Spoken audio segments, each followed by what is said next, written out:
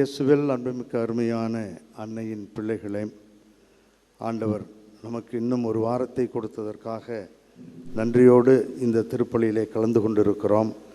அன்னை வேளாங்கண்ணி தாயும் நம்முடைய வேண்டுதல்களை இன்னும் சிறப்பாக கேட்டு நமக்கு தேவையான அருள் ஆசிரியரை தரும்படியாக வேண்டி உங்களோடு ஒரு சில வார்த்தைகள் சொல்வதில் மகிழ்ச்சி அடைகிறேன்.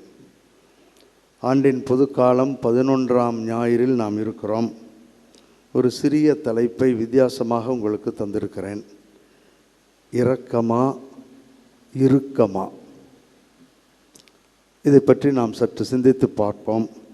நற்செய்தியை 4 பிரிவுகளாக பிரித்து நம்முடைய சிந்தனைக்கு கொண்டு செல்வோம். 1, இயேசு மக்கள் மீது பரிவு கொண்டார், இரக்கம் கொண்டார்.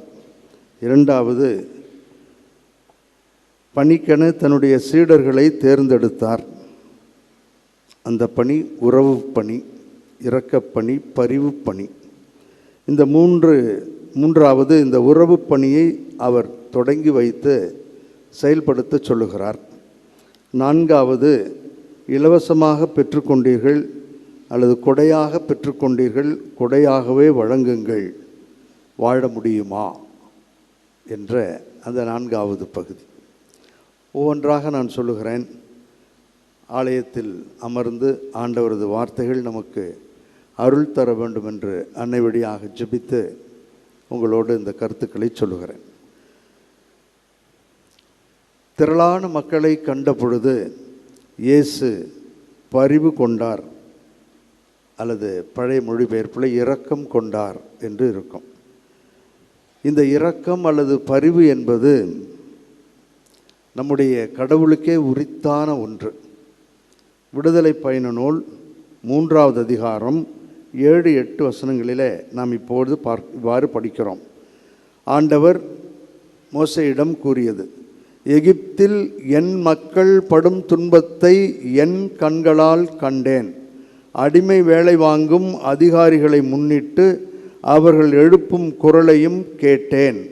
ஆம், அவர்களின் துயரங்களை நான் அறிவேன். அவர்களை நடத்தி செல்லவும் இறங்கி வந்துள்ளேன் என்று இஸ்ராயல் மக்கள் பட்ட துன்பத்தை அவர்களுக்கு மோசேக்கு சுட்டிக்காட்டி தான் இரக்கமுள்ளவராக, அதிலும் அந்த வார்த்தைகளை நீங்கள் பாருங்கள், நான் அழித்துத்தான் படித்தேன். என் மக்கள், கேட்டேன், அறிவேன், இறங்கி வந்திருக்கிறேன் என்று அந்த மக்கள் என் மக்கள் என்று a sense of belonging, a sense of possession, அவர்கள் என்னை சார்ந்தவர்கள், என் மக்கள் என்ற அந்த அழுத்தம்தான் இதில் முக்கியமான ஒரு கருத்து. ஆகவே அவர்கள் வலியால் துடிக்கிறார்கள், வலியால் கத்துகிறார்கள் என்பது அவருக்கு புரியும். அந்த வலி இவருக்கே ஏற்பட்ட வலியை போல அவர் பேசுவது தான் நம்முடைய கடவுளின் சிறப்பு. அவர்களுடைய உணர்வுகளை அப்படியே உள்வாங்கி தன்னுடைய உணர்வாகவே அதை மாற்றி சொல்லுவது தான் ஆண்டவரது மிகச்சிறந்த சிறப்பு. எப்படி என்றால், மழை நீர் பொழிகிறது. அந்த மழை நீர் எந்த இடத்தில் விடுகிறதோ அந்த இடத்தில் உள்ள அந்த நிறத்தைத்தான் அது பெறுகிறது. நான் வெள்ளை, ஆகவே கருப்பு நிலத்தில் விழுந்தாலும் வெள்ளையாகத்தான் இருப்பேன் என்று சொல்லவில்லை. இரண்டும் ஒன்றரை கலக்கின்றன. அந்த கலப்பைத்தான் ஆண்டவர் நமக்கு தன்னுடைய நிகழ்ச்சி மூலம் சொல்லித் தருகிறார். ஆகவே தன்னுடைய மக்கள் படுகின்ற அந்த துன்பம், நம்முடைய மக்கள் படுகின்ற அந்த வேதனை இவருக்குரிய வேதனையாகவே, தனக்குரிய வேதனையாகவே அவர் புரிந்து கொள்கிறார். இது அன்று மட்டும் நடந்ததல்ல.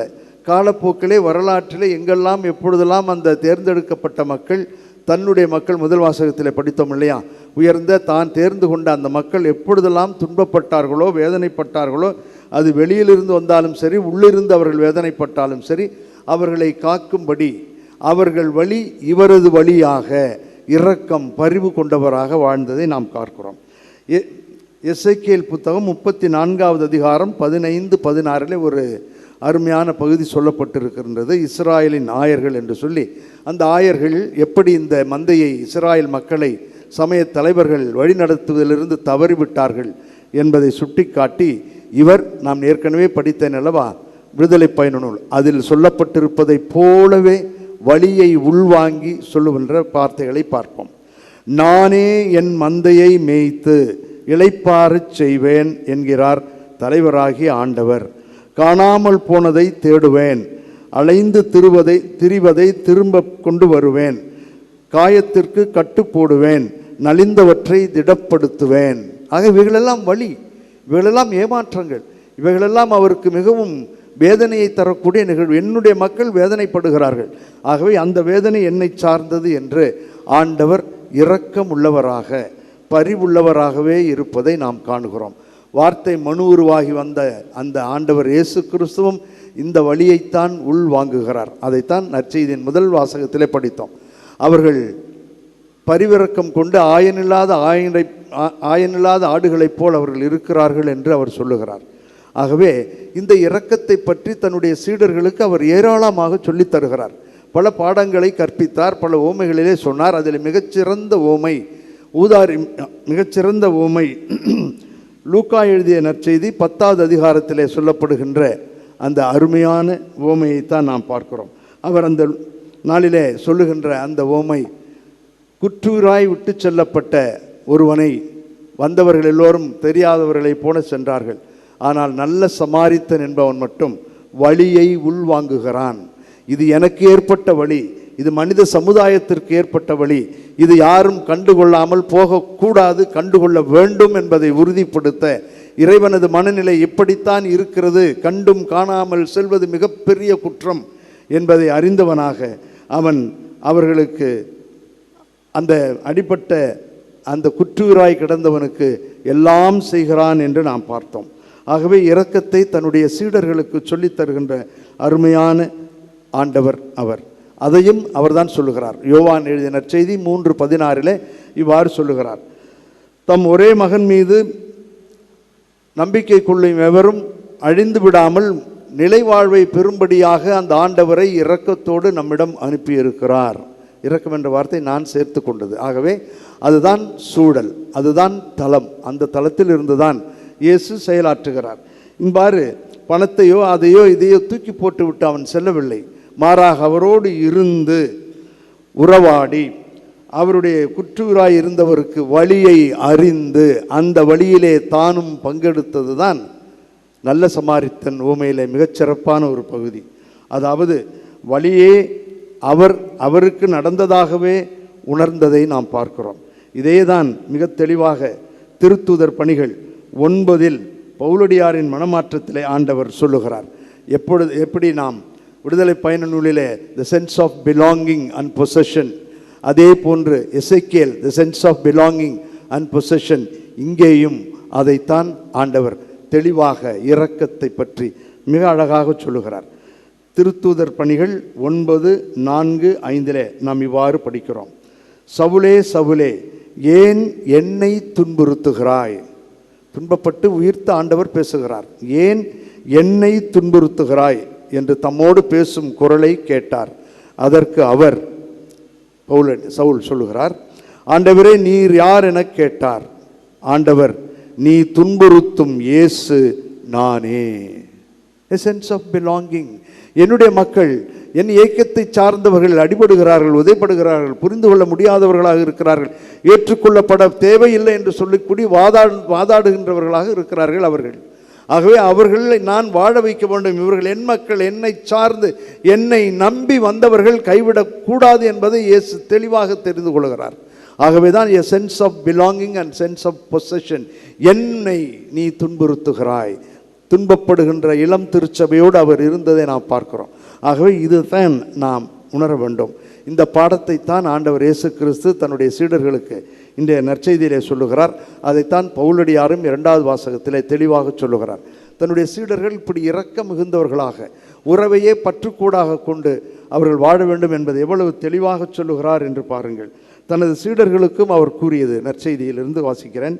விண்ணரசு வந்துவிட்டது என்று பறைசாற்றுங்கள், நலம் குன்றியவர்களை குணமாக்குங்கள், அது உறவு, இறந்தோரை உயிர்பெற்றெழச் செய்யுங்கள், அதுவும் உறவை விட்டுவிடக்கூடாது என்கின்ற ஒரு நல்ல எண்ணம், தொழுநோயாளரை நலமாக்குங்கள், யாரும் ஏற்றத்தாழ்வு நோய் நொடியினால் பிரிந்து விடக்கூடாது என்று உறவை பலப்படுத்துகின்ற இரக்கத்தை காட்டுகின்ற ஒரு அற்புதமான செயல், பேய்களை ஓட்டுங்கள். இதுதான் நம்மை ஆட்டி படைக்கக்கூடிய தீய சக்தி, தீய எண்ணங்கள். இவைகளெல்லாம் ஓட்டி விடுங்கள், இவைகளெல்லாம் தூக்கி எறியுங்கள். உண்மையான அன்பினாலும் வலியை உணரக்கூடிய உண்மையான மனித மாண்பினாலும் வாழுங்கள், மனித நேயத்தால் செயல்படுங்கள் என்று ஆண்டவர் என்று சொல்லுகிறார். அதைத்தான் நான் இரக்கம் இறுக்கம் என்று கொடுத்திருக்கிறேன். இந்த இறுக்கத்திற்கு இப்பொழுது நான் செல்லுவோம்.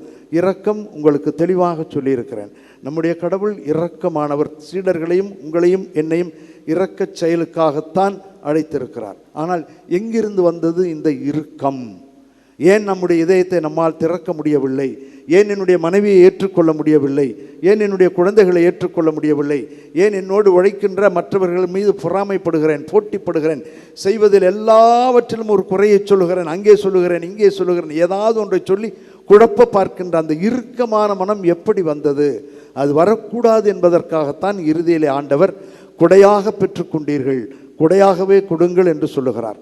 கிறிஸ்து இயேசுவில் அன்புமிக்க அருமையான சகோதரிகளே, சகோதரர்களே, அவர் பணியாக செய்ய சொல்லுகின்ற வார்த்தைகள் அனைத்தும் இந்த பரிவை, இரக்கத்தை, உறவை மையப்படுத்திய வார்த்தைகளையே தான் சொன்னார். அதைத்தான் நான் உங்களுக்கு படித்தேன்.